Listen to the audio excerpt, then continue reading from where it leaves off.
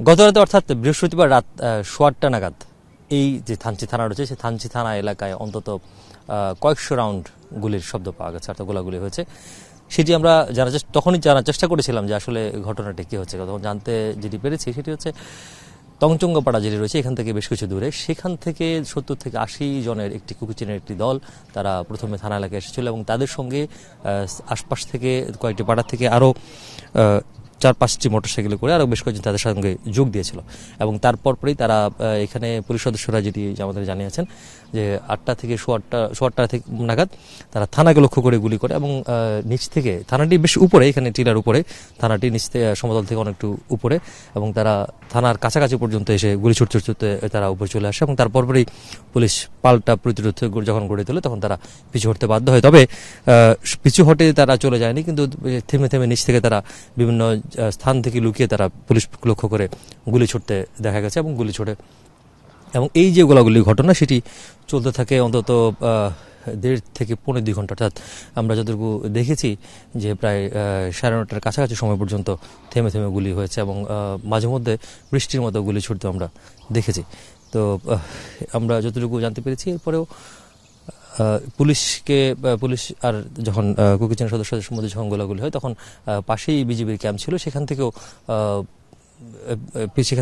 প্রতিরোধ গড়ে তোলা হয়, অর্থাৎ সেখান থেকেও সন্ত্রাসীদের লক্ষ্য করে গুলি ছোড়ার ঘটনা ঘটেছে বলে বিজিবি সূত্রে আমরা জানতে পেরেছি। তো পরিস্থিতি এখন হচ্ছে এই অবস্থায়। তো যদিও গত কালকে যে অপহৃত ব্যাংক ম্যানেজার ছিল সোনালী ব্যাংকের, যিনি রুমা থেকে অপহরণ করেছিল যাকে কুকিচিন সদস্যরা, তাকে কালকে উদ্ধার করা হয়েছে। তার আগের দিন একেবারেই যখন রুমার ঘটনার তদন্ত চলছিল বা রুমার ঘটনা পরিদর্শনে গিয়েছিলেন ডিআইজি সহ বা পুলিশ ঊর্ধ্বতন কর্মকর্তারা, ঠিক তখনই থানচি এলাকায় সোনালী ব্যাংকের একটি শাখা এবং কৃষি ব্যাংকের একটি শাখায় কুকিচিন সদস্যরা হামলা চালায় এবং সেখান থেকে বেশ কিছু টাকা লুট করেও নিয়ে যায় এবং সেখানেও পুলিশ সদস্যদের জিম্মি করা হয়, যেমনটি রুমাতে করা হয়েছিল। তো এই যে ঘটনা পরিস্থিতিতে আমরা অনেকের সাথে, স্থানীয়দের সাথে কথা বলেছি, তারা যেটি বলছেন যে এই ঘটনাটি অতীতে এমন ধরনের ঘটেনি। সন্ত্রাসীরা এসেছে বিভিন্ন এখানকার উপজাতীয় সন্ত্রাসী গোষ্ঠী যারা রয়েছে বা পাহাড়ে যারা সন্ত্রাসী গোষ্ঠী রয়েছে তারা বিভিন্ন সময় হামলা করেছে, বাড়িঘর হামলা করেছে, চাঁদাবাজি করেছে, অপহরণ করেছে, মুক্তিপণের জন্য নিয়ে আবার ছেড়ে দিয়েছে, মাঝে মধ্যে হত্যাকাণ্ড ঘটেছে। তবে এইভাবে ব্যাংকে হামলা বা থানায় হামলা এটি নজিরবিহীন।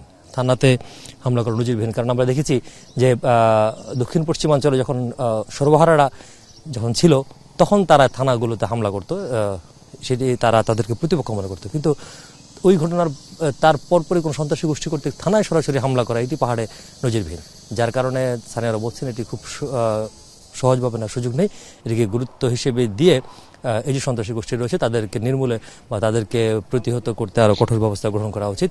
যদিও এর মধ্যে স্বরাষ্ট্রমন্ত্রী সহ সরকারের ঊর্ধ্বতন কর্মকর্তারা বলছেন যে আর কোনো ধরনের ছাড় নয়। পাশাপাশি পার্বত্য বান্দরবানের যে শান্তি কমিটি রয়েছে বা শান্তি প্রতিষ্ঠা কমিটি, তারাও কুকিচিনের সঙ্গে যে সমঝোতা বা শান্তির যে আলোচনা সেটিও তারা ইস্তফা দিতে চেয়েছেন এবং তারা বলছেন যে যারা তাদের কমিটমেন্ট বা তাদের যে ওয়াদা সেটি যারা ভঙ্গ করে বা যারা তাদের নিয়মগুলো অমান্য করে তাহলে তাদের সঙ্গে কোনো ধরনের আলোচনা চালিয়ে যাওয়ার সুযোগ নেই। তবে তারা এখন পর্যন্ত আহ্বান জানাচ্ছেন স্বাভাবিক জীবনে ফিরে আসার জন্য। যারা স্বাভাবিক জীবনে ফিরে আসতে চায় তাদেরকে পুনর্বাসন এবং আর্থিক সহযোগিতা সহ সব ধরনের সহযোগিতা করা হবে। পুলিশ সদস্যরা এখানে আছেন এখন প্রহরায়, যাতে আবার কোনো ধরনের ঘটনা না ঘটে। তবে থানচির পরিস্থিতি যদি এক বাক্যে বলা যায়, থানচির পরিস্থিতি গতকালকে পর কোনো ধরনের অবনতি হয়নি, খুব শান্ত রয়েছে এবং মানুষের যে স্বাভাবিক জীবনযাত্রা সেটি অব্যাহত রয়েছে। রিয়াজ রায়হান, যমুনা নিউজ, থানচি, বান্দরবান।